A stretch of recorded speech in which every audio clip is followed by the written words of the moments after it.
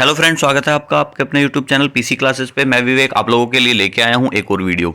यह वीडियो आपका UP TET, C TET, UP police constable, UP state exam जैसे कि लेखपाल और वीडियो का री एग्जाम होने वाला है, उसमें बहुत ही लाभकारी साबित होने वाला है। इस वीडियो में हम हिंदी के प्रीवियस ईयर 10 क्वेश्चन डिस्कस करेंगे। आप अपने आंसर कमेंट बॉक्स में लिखेंगे कितने आंसर आपके सही हैं, कितने आंसर आपके गलत हैं। चैनल पे पहली बार आए हैं तो चैनल को सब्सक्राइब करके बेल आइकन दबा लेना, क्योंकि ऐसे ही टेस्ट हम रेगुलर वीडियो की फॉर्म में अपलोड करने वाले हैं।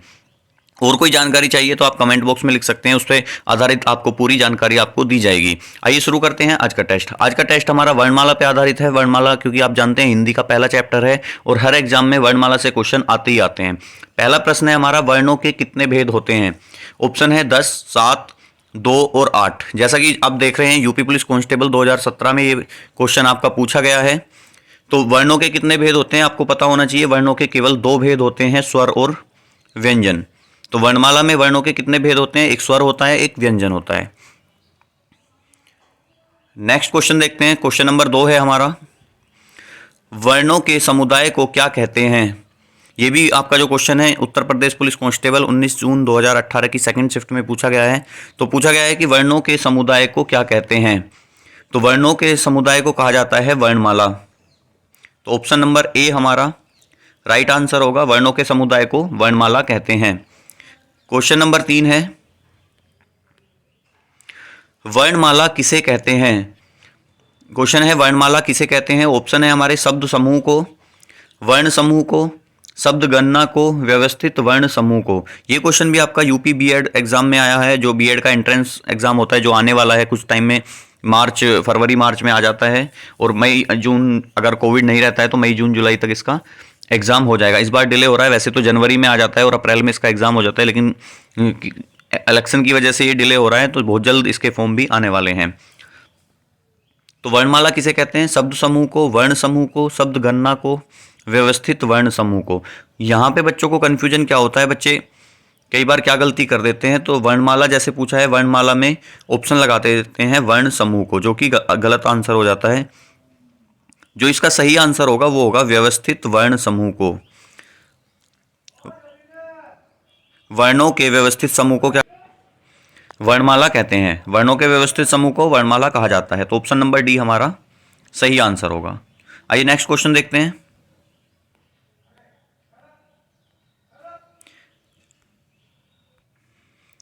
हिंदी भाषा की कुल वर्ण लिपियां हैं। क्वेश्चन नंबर 4 है हमारा, हिंदी भाषा की कुल वर्ण लिपियां हैं। ऑप्शन ए है 44, ऑप्शन बी 33, ऑप्शन सी 52 और ऑप्शन डी 48। तो इसका सही आंसर होगा ऑप्शन नंबर सी, क्योंकि हिंदी भाषा में कुल कितने वर्ण होते हैं? वर्णमाला में 52 वर्ण होते हैं, जिसमें कुछ स्वर होते हैं, कुछ व्यंजन होते हैं और कुछ अयोगवाह होते हैं। जैसा कि आप जानते हैं स्वरों की संख्या 11 है, व्यंजन की संख्या 39 है और अयोगवाह की संख्या 2 होती है, और टोटल मिलके हो जाता है 52।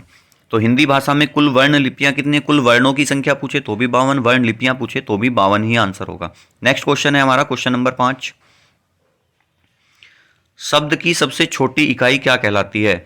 तो शब्द की सबसे छोटी इकाई देखो, छत्तीसगढ़ पीएससी प्री परीक्षा 2015, यूपी पुलिस कांस्टेबल 2017, सारे क्वेश्चन आपके किसी ना किसी एग्जाम में आए हुए हैं और कहीं ना कहीं ये रिपीट होंगे, क्योंकि हिंदी में फिक्स सिलेबस होता है, वही रिपीट होता रहता है। क्वेश्चन है हमारा, शब्द की सबसे छोटी इकाई क्या कहलाती है? तो शब्द की सबसे छोटी इकाई स्वर, व्यंजन, वर्ण और अयोगवाह। तो सबसे छोटी जो इकाई होती है स्वर की, वो होती है वर्ण। तो ऑप्शन नंबर बी हमारा राइट आंसर है। नेक्स्ट क्वेश्चन है हमारा, लिपि चिन्हों के क्रमबद्ध समूह को क्या कहते हैं? लिपि चिन्हों के क्रमबद्ध समूह को क्या कहते हैं? ऑप्शन है हमारे अक्षर, वर्ण, वर्ण समूह और वर्णमाला।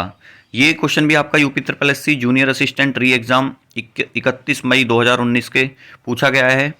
तो ऑप्शन है आपके अक्षर, वर्ण, वर्ण समूह और वर्णमाला। तो लिपि चिन्हों के क्रमबद्ध समूह को क्या कहते हैं? वर्णमाला कहते हैं। तो ऑप्शन नंबर डी हमारा यहाँ पे राइट आंसर होगा। नेक्स्ट क्वेश्चन देखते हैं।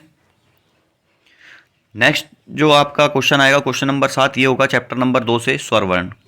चैप्टर नंबर 2 भी नहीं कह सकते, क्योंकि वर्णमाला का ही पार्ट 2 होता है कि वर्णमाला के बाद स्वर आते हैं, व्यंजन आते हैं। तो इसी तरह से ये डिवाइड है हमारा अलग अलग टॉपिक्स में। तो पहले हमारा वर्ण से संबंधित था, अब जो हमारा है ये स्वर वर्णों से संबंधित हमारा टॉपिक चल गया है। क्वेश्चन है हमारा, मात्रा के आधार पर स्वर कितने प्रकार के होते हैं? यूपी ट्रिपल एससी वीडियो 2018 के जो एग्ज़ाम हुआ था, जो कैंसिल कर दिया है आयोग ने, उसमें ये क्वेश्चन पूछा गया था। तो मात्रा के आधार पर स्वर कितने प्रकार के होते हैं? इसका आंसर होगा 2, 3, 4, 5। ऑप्शन नंबर बी हमारा जो है वो सही आंसर होगा। अब बच्चों इसमें भी कन्फ्यूजन होता है, वो क्या होता है कि मात्रा के आधार पर स्वर की संख्या जो होती है वो होती है 3। लेकिन अगर हिंदी में और कौन कौन सी होती है मैं ये बता दूं पहले। मात्रा के आधार पर जो स्वर होते हैं वो आपके होते हैं ह्रस्व स्वर या मूल स्वर भी कहते हैं उन्हें, दीर्घ स्वर, और तीसरा होता है प्लुत स्वर। तो मात्रा के आधार पर कितने प्रकार के स्वर होते हैं? 3, ह्रस्व, दीर्घ और प्लुत। लेकिन अगर क्वेश्चन में पूछा जाए कि हिंदी में मात्रा के आधार पर स्वरों की संख्या कितनी होती है, तो हिंदी में मात्रा के आधार पर स्वरों की संख्या केवल 2 मानी गई है, जो कि ह्रस्व स्वर है और दीर्घ स्वर है। क्योंकि जो प्लुत स्वर है उसका हिंदी में कहीं प्रयोग नहीं होता है। जो प्लुत स्वर होता है वो संस्कृत भाषा का है और उसका जो प्रयोग होता है केवल संस्कृत में ही होता है, हिंदी में उसका प्रयोग नहीं होता है। तो अगर मात्रा के आधार पर पूछा जाता है तो आंसर होगा 3, लेकिन अगर हिंदी में मात्रा के आधार पर पूछेगा तो आंसर कितना होगा? 2। नेक्स्ट क्वेश्चन देखते हैं, क्वेश्चन नंबर 8।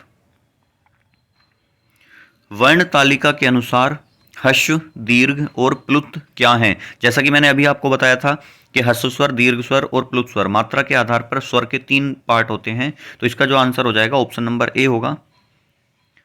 ह्रस्व, दीर्घ और प्लुत क्या होते हैं? स्वर होते हैं हमारे। क्वेश्चन नंबर 9 है हमारा,